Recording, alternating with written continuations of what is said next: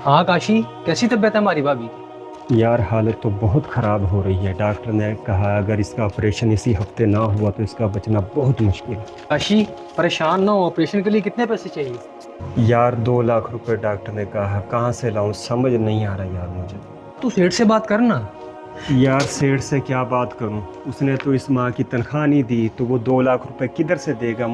यार तू एक दफा बात तो कर सेठ से। यार ठीक है, तू अगर कहता है तो मैं बात करके सेठ से देख लेता हूँ। हाँ तो अभी जा, सेठ दफ्तर में बैठा हुआ है। ठीक है यार, फिर मैं जाता हूँ, करता हूँ बात में उससे।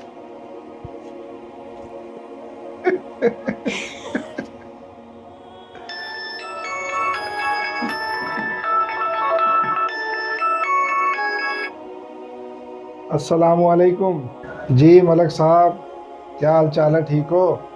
मुझे मालूम है यकीनन आपने पैसों के लिए फ़ोन किया होगा। मलक साहब, दरअसल बात यह है, इस मर्तबा ईद पर तगड़े से तगड़ा जानवर करना है, तो मलक साहब आपके पैसे तो कुर्बानी के बाद ही मिलेंगे। तो मलक साहब, हम कौन सा कहीं भागे जा रहे हैं या आप कहीं जा रहे हो? आपके पैसे मिल जाएंगे, मिल जाएंगे आपको पैसे। खान साहब, ये मलक साहब थे, इनसे कुछ पैसे लिए हुए थे, वो मांग रहे थे।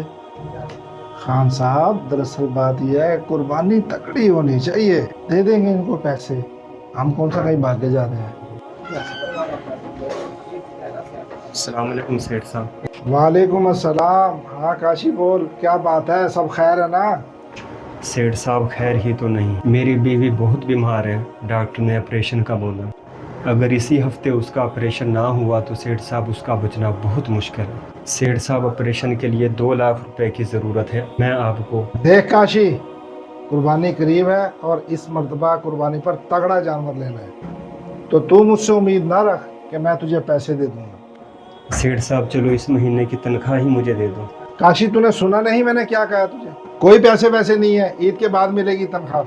काम करना है तो कर, नहीं तो जाके कहीं और ढूंढ ले काम। अब जा, मेरा मुंह क्या देख रहा है?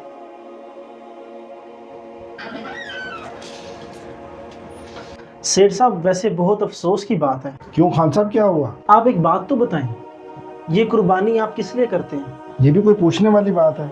अल्लाह के लिए करते हैं, हुक्म है अल्लाह का।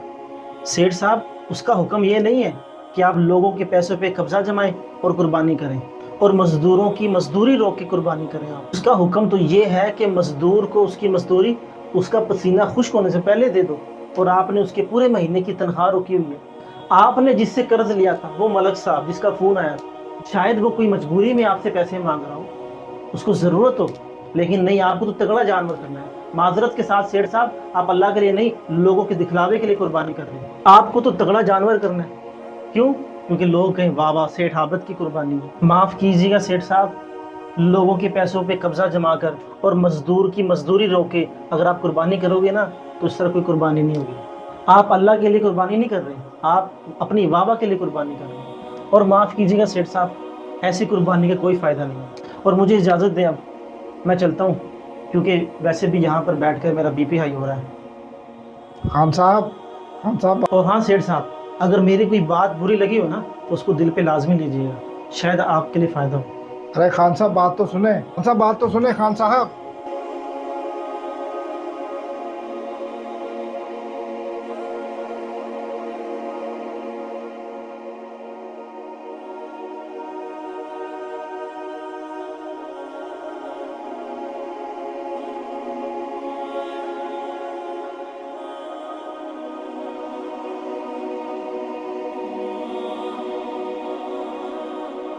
हाँ साहब, क्या हाल है? ठीक हो? यार काशी को 2 लाख रुपए भी दे दो और इसे तनख्वाह भी दे दो इस माह की।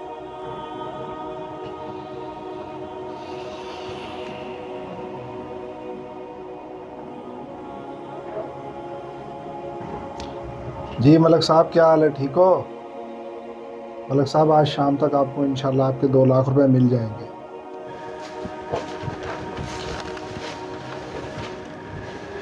काशी, सेठ की मुझे फ़ोन आया था, उन्होंने कहा था कि जाके काशी को पैसे दे आओ। तो सेठ ने कुछ पैसे भेजे हैं तुम्हारे लिए। इसमें तुम्हारी तनख्वाह भी है और 2 लाख रुपया भी है। और सेठ ने कहा अगर और ज़रूरत हो तो मेरे पास चक्कर लगा लेना। बड़ी मेहरबानी, बहुत